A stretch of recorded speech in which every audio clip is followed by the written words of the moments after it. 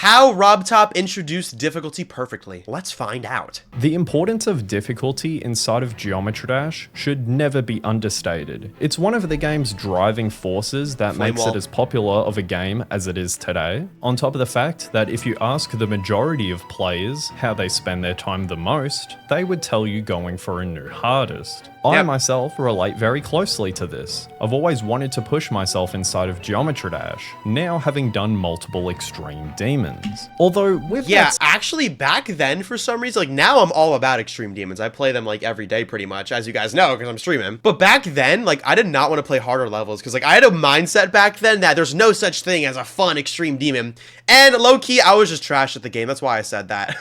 But I was mostly focused on creating, which is why I actually have 24 creator points now. That's what I focused on. And then it was YouTube just making cool videos. And then I was like, wait, I can beat extreme demons and stream them. That's awesome. I should do that. And now it's my new favorite thing to do. So that's what I do now. But yeah, extreme demons, man, it's just like, it's so fun to just keep pushing yourself. It's just, it feels good, man. It's like torturous, but it's good. That had me thinking. Sure, I always want to go for a new hardest, but what is the first level that introduced me to difficulty? Introduced on the 21st of March. Let me guess. 21st of March, 2014.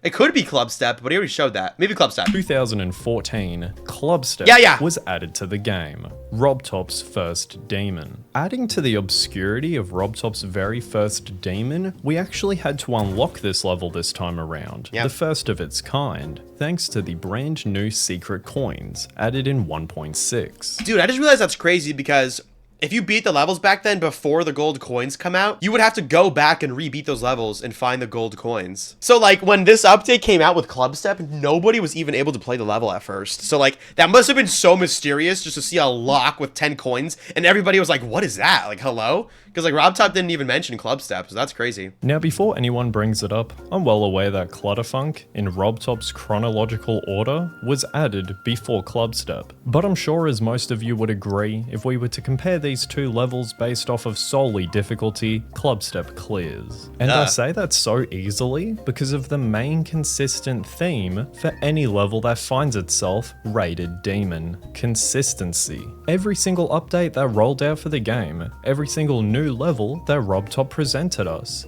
every single time, those levels would have moments of holding your hand, making sure that you can ease into the new things that are added to the game. Yeah, not Clubstep, bro. Clubstep just puts you right into some crazy gameplay, bro. I bet when Clubstep came out, people were like, just like, couldn't even believe how hard it was. Because like, even, like, what was the hardest demon when Clubstep came out? Like, there was probably only a couple levels even close to as hard as it, like, easy demons. For a level like Clubstep, good luck with that. Clubstep's introduction splits up into two portions. One where you're going to skip out on fake, non-marked orbs, and then one where you're going to have to traverse through invisible blocks. Sounds like a bit of talking, but admittedly, throughout any of RobTop's demons, this is easily the easiest portion between them all. And what that means for maybe. us as the player is that we have to skip out on 6 orbs, so the memorization's not too difficult, on top of the fact that with these invisible blocks, bro, this invisible block maze was so hard for me at first. There's no fakes. We are going to be making contact with every single one of them. So with those two things out of the way, you must be thinking to yourself, this introduction seems extremely easy, considering that this is RobTop's very first demon level. Not insane, a demon. Well, the thing is, you're not wrong at all. But one thing that people get confused about demons is that an easy introduction almost never equals a happy experience. Let me explain. Really? I guess I could see that, because then you waste so much time getting through the easy beginning, and then you just keep dying at the drop. I guess I could see that, because Phobos is honestly almost like that. The beginning is so easy, and every time you start to get through that, in a very long level, by the way, you just immediately die to the same choke points over and over, and it's like, great, now I have to sit through the whole easy beginning again. I guess I could see where he's going with this. This plays perfectly into one of the most tilting experiences a player could ever experience on any level they ever touch, and I'm not over-exaggerating either. So I can speak from personal experience. Let's take a look at Insane Demon difficulty level 8.0 and take a look at that level's introduction. Get familiar with the level. Go from the introduction where we're spamming orbs and we're skipping out on fakes. Go into the ship part and then die straight away. Repeat the cycle. Yeah. Now this is an extreme. Well, honestly, in my opinion, the beginning of 8.0 is kind of weird. There's a lot of weird timings, but I see what he's saying. The ship is significantly harder than the whole first half of the level, so it gets a little stale when you keep dying in the second half and you have to keep going through the first half.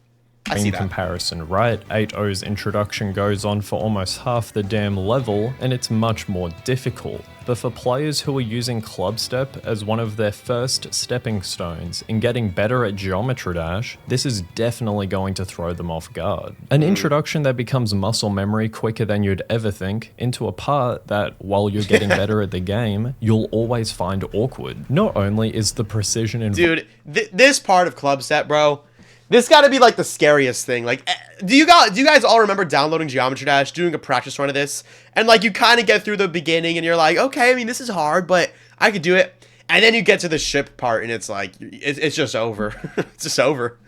Involved here, something of the likes that we had never seen up until this point. But you're meaning to tell me that during the most difficult sections, the most awkward readjustments, I'm going to be upside down. Yeah, this level is crazy now. And building onto what I said earlier about Clubstep representing online demons really well, this point is amplified, considering that this ship portion is home to one of the greatest examples of straight flying in any level RobTop's ever made. Considering that we always trust our skill before our memory when we first start playing a level. I'm not gonna lie, bro. This part in freaking Geometrical Dominator is probably harder than some of the parts in Clubstep. This part is so hard.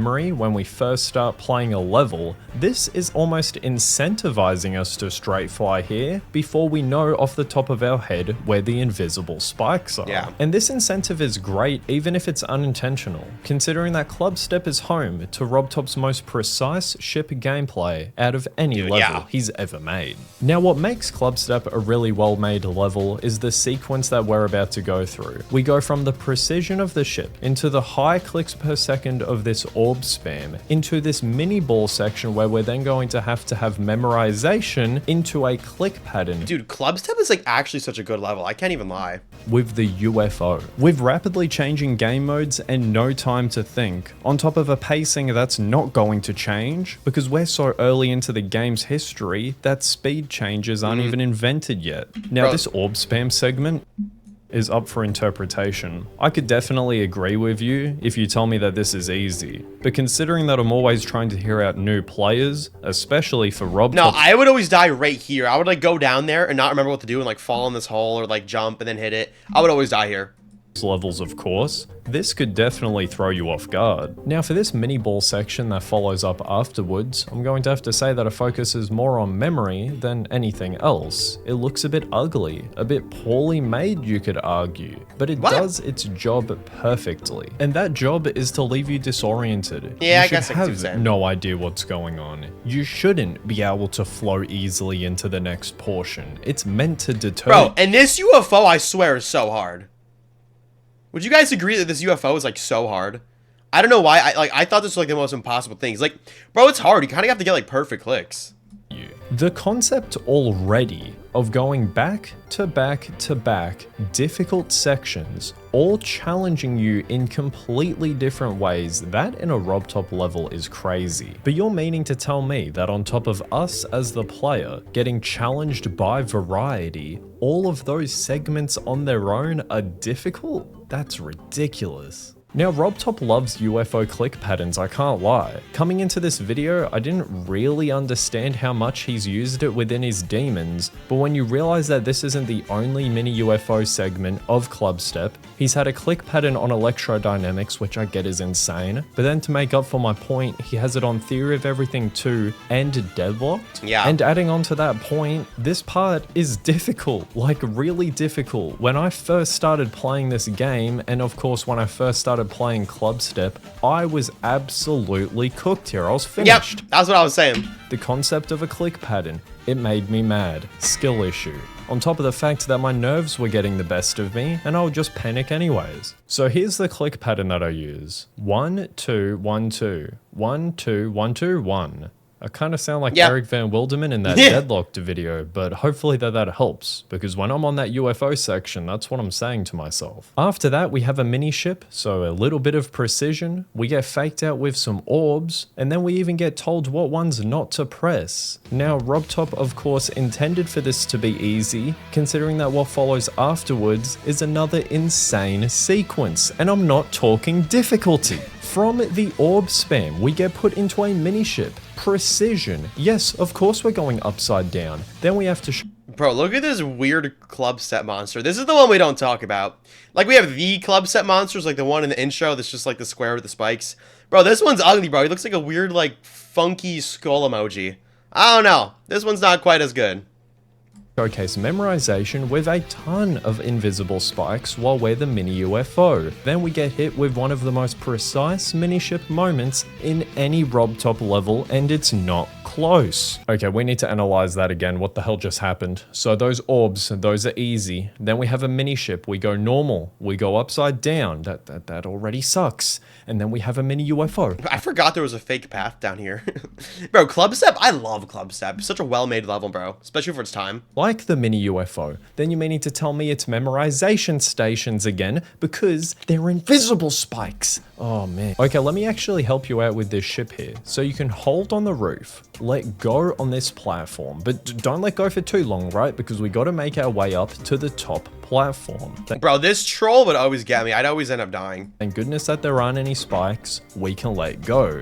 Then what you want to do afterwards is almost pretend as if you're the cube. This is gonna take... Yeah, this part's such a weird click pattern, but once I figured it out, I felt so proud of myself. Some practice, but as you can see from the footage, I'm almost bouncing over the spikes instead of flying past them. This makes it so my clicks per second aren't way higher than they should be, and most importantly, it allows it so I can flow into this changing gravity mini-ship segment, which is extremely difficult. Think of it as a shortened version of the electrodynamics mini. Okay, in another video, I'm gonna talk about electrodynamics. Should electrodynamics be a demon? I don't know. I'm going to talk about that soon. Subscribe to Vortrox 2 to see that. Ship. And to think that's nowhere near the difficulty of the next mini-ship segment that we get hit with. First of all, we have to get past this cube section. We have 2 orbs that we have to press as we ignore the other 2. Really easy to do considering that they're the first 2 that we have to use. This then takes us into an upside down segment where I wouldn't really say that this is difficult, more so just getting you on the edge of your seat for this extreme. This ship is, I think this might be top 3 hardest RobTop parts. This part is so bad. Extremely difficult mini-ship segment. Bro, because you have to like go up into those portals. It's so weird. And by extremely difficult, I mean RobTop's most difficult mini-ship segment. Yeah. At least in my opinion. Starting off, what adds to the difficulty? Like these ones are fine because the portals are upright. And the next ship, they're horizontal. It's so odd. Difficulty is how the cube and the mini cube kind of act like this bump in the road. It's not necessary. We just came from this mini ship. It looks the exact same as what we're talking about right now with this most difficult section. So what's really the point? If you've been paying attention in this video, it's the consistency. Not only consistently difficult, but consistently changing game modes to add to that difficulty. Now, if you're an aspiring creator, please don't take that the wrong way. It's good to know that some of the game's most popular levels are actually great examples of the complete opposite being done. Take your 9 circles levels, for example, right? Mainly focusing on the wave. When it comes to this mini-ship segment, I found this so difficult when I was first playing Geometry Dash, on mobile, mind you, if that makes any difference, that I honestly started and finished Theory of Everything 2 before I found myself getting 100% on Clubstep. Or maybe the reality is that I did the... I've always thought it was strange how the reward for beating Clubstep is the color black, like instead of an icon. Like every level gives you an icon, but Clubstep, RobTop was feeling like evil when he released Clubstep, bro. Nightmare before both.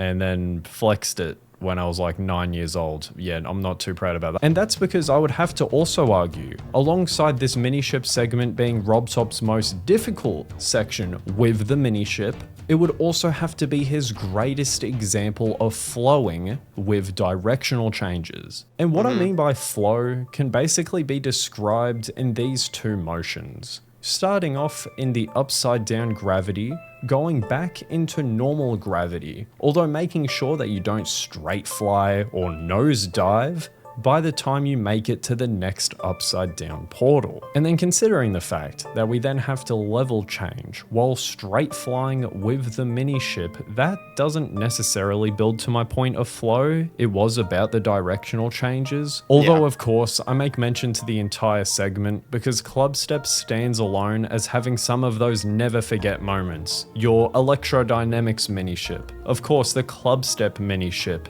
maybe the dual wave at 73% on Deadlocked, or the 79% mystery piano on Theory of Everything 2. And that brings us to the ending, where we don't have any orbs to skip out here. We go on the jump pad without even clicking. We then follow that by making contact with all of these. Bro, fun fact, when I was beating Clubstep originally, I died at this final part. I forget, I think it was, I don't remember where I died. No, I was going down here and I think I hit the floor and died to the ground spikes. So yeah, I had 95% on Clubstep. Since day one, bro, I was dying to the end of demons. That's just like my thing, bro. I have proof because if you go to the end of my Geometry Dash profile. Yeah, here it is. No, oh my god, 95% on Clubstep. Curse you, third coin. 9 years ago, bro. Since day one, bro. And that's not it. On Theory of Everything 2, I also did that. Let me find it. Okay, I don't think I posted it, but I actually died to the second to last yellow orb on Theory of Everything 2. I'm so embarrassed to admit that.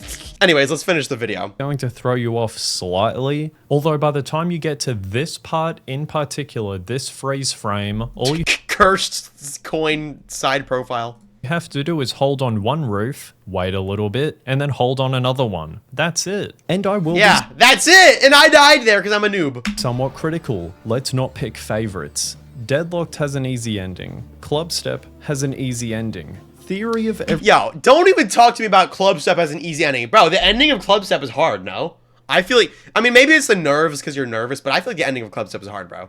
I feel like saying it's easy is a little crazy. Everything 2 does not, so we have to acknowledge that here. Clubstep could have had a difficult ending. And on the topic of difficulty would actually be the coin towards this part of the level, which kind of makes up for it. Let me explain that too. That's what I died again. The first coin, I ranked one of the easiest in the game in my previous video. Fair. For the second one, it wasn't necessarily middle ground, but you could have argued that. Yeah, we have some invisible spikes, but they have the exact same distance, so therefore it's the exact same click pattern. Yeah. On top of the fact that it will basically remind you of the path that's below. Although this third coin is difficult. It is. It actually made my top 5. This is because we almost have to nosedive to the complete bottom of the screen to then readjust as the mini ship. Although, as I made mention to in that video, as soon as you grab that coin, the same theory applies. It's really easy. Hold on the ceiling, the level is over. Yeah, if you make it to the ceilings. I didn't make it to the ceilings and I died to 95% on Clubstep. Oh, that's the end of the video. Hey, good video. Shout out to Colors Gaming. Yo, get him to 100k subs. He's about to hit it. W video.